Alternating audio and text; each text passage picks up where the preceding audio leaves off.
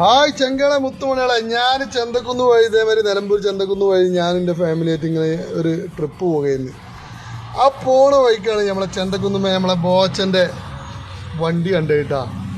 ഒന്നും പറയാല്ല, ബോച്ചൻ്റെ വണ്ടി കണ്ടപ്പോൾ എന്തോ ഒരു ചൊറുക്ക്, എന്തൊരു ചൊറുക്ക്. അപ്പോൾ അത് കണ്ടപ്പോൾ പിന്നെ കയറാക്കാനും വയ്യ. അത് എവിടെ വെച്ചാൽ നിലമ്പൂർ ചന്തക്കുന്ന് സ്റ്റാൻഡിൻ്റെ നേരെ ഓപ്പോസിറ്റ് അങ്ങോട്ട് വന്നോളി, ബോച്ചൻ്റെ വണ്ടി കാണാം. ഒരാഴ്ച അവിടെ ഉണ്ടാവും കേട്ടോ.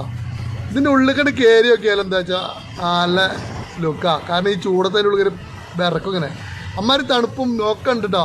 കയറിനോട് തന്നെ ചായപ്പൊടി ഉണ്ടെങ്കിൽ ചായപ്പൊടി, ആ ബോച്ചാട്ടി അത് മേടിക്കുക. അതിന് നേരെ പുറത്ത് കണ്ടങ്ങൾ സിൽവർ ഇതൊക്കെ ഒരുപാട് നല്ല ലുക്ക്, നല്ല സംഭവം സൂപ്പർ സെറ്റാണ്. അപ്പോൾ ഒന്നും നോക്കിയില്ല, ഞാനെന്ത് ചെയ്തു, ഒരു കിറ്റ് വാങ്ങി. ആ വാങ്ങിയ ഒരു കിറ്റ് 90 റുപ്യ കേട്ടോ. 90 റുപ്യക്ക് 3 കൂപ്പ് ഉണ്ടാവും.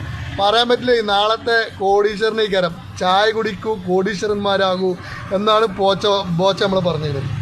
അപ്പോൾ ഒന്നും നോക്കിയില്ല, ഞാനൊന്നാണ് മേടിച്ചു.